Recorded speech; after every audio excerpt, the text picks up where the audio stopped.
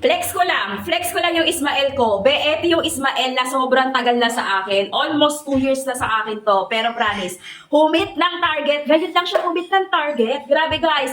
Alam niyo kung bakit? Before kasi medyo mataas pa talaga siya. Yung price niya before, medyo masakit pabunutin sa bulsa. Pero dahil nga ngayon naka-discount siya ngayon, sobrang bumagsak yung price niya. Ito po yung packaging nga, yung pinapakita ko po sa inyo na ito.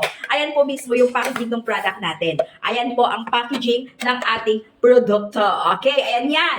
Ito yung pinaka-appearance ng product. Ito yung isang watch Como Plunge Effect. Ayan yan. Digital time lang to mga pangga ko. Digital 2 years ago na to sa akin. Sobrang tagal lang dito sa akin. And of course, ginagamit ko yan mga bebs ko. At na-swimming ko na rin to. Naibasa ko na rin. Beb, ngayon nag-hit ng target dahil bumagsak yung presyo. Yes po. Tama ka lang narinig. Nag-price down to ngayon kaya sobrang baba. Grabe. Discounted na discounted siya ngayon. Kaya umuulan po ngayon ng sale to. Ating Ismael na sports watch. Guys, unisex ha. Pwedeng pa babae, pwedeng pa lalaki, at pwedeng pang teens, at pwede rin pang-adult. Naka-discount sale yan mga bossing ko. Waterproof, digital time, silicone original ang strap. May alarm. Yes, may alarm mga bebs. May alarm siya. At syempre, matibay po ang ating pinaka-glass. Oh, gusto mo lang ganito?